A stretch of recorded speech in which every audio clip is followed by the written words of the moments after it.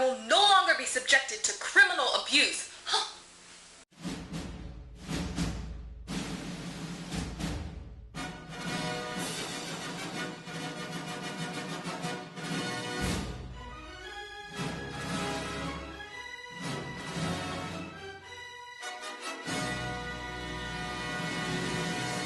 Tom Hanks and Halle Berry star in Cloud Atlas, and they play like 6 different characters each. It's also sprinkled with other familiar faces like Susan Sarandon and Hugh Grant, and some lesser-known American and British actors. It's in a nightmarish cafe. I was totally confused for the bulk of this movie, and I'm still exhausted from it because this movie is 8 minutes short of 3 hours.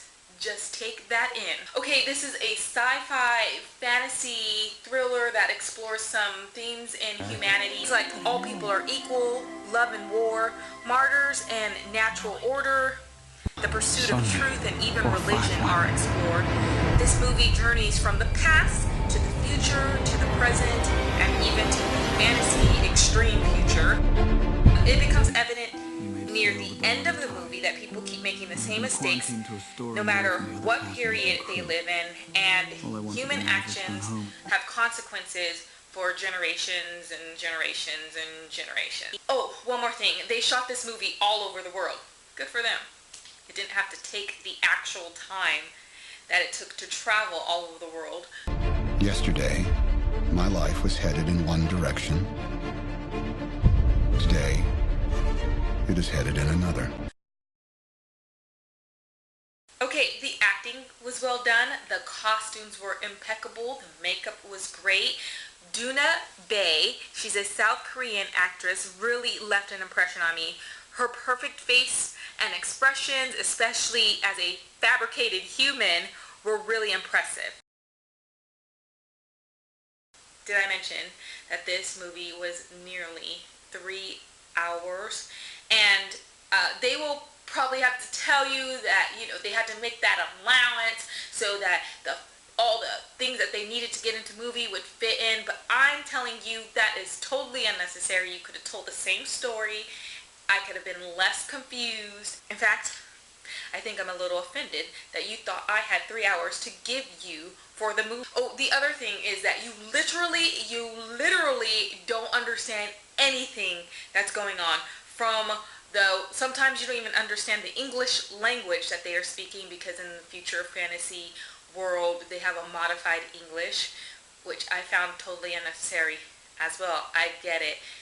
I get the sci-fi thing, I get the fantasy thing, but you want your audience to be able to follow along and understand. And I'm telling you, for most of the movie, probably until the last 15 or 20 minutes, you don't know what the heck is going on. And actually, I'm going to take some responsibility for myself, because the red flag, the first red flag, is in the opening scenes when they show a bunch of sound from different characters from all the different periods. By the way, the period is over 500 years of humanity, and you don't know a thing of what is said. Everything is out of context. You don't know what they mean.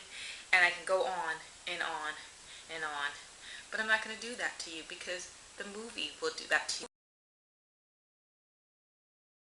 This movie is definitely a sci-fi fantasy film. So if this is the genre you love, then this may be something that you like. It's not my cup of tea, and in addition to this not kind of being the type of film that I generally like, of course I was annoyed that it took nearly 3 hours. I won't harp on that any longer. But I do have a question for you sci-fi fans. Why is it that the future, the projected fantasy future, is always cold and gray and mechanical? I would imagine if I were to think of a future, it would be warm and comfortable, right? Who wants to go or look forward to a cold, gray, mechanical, lifeless, unemotional future?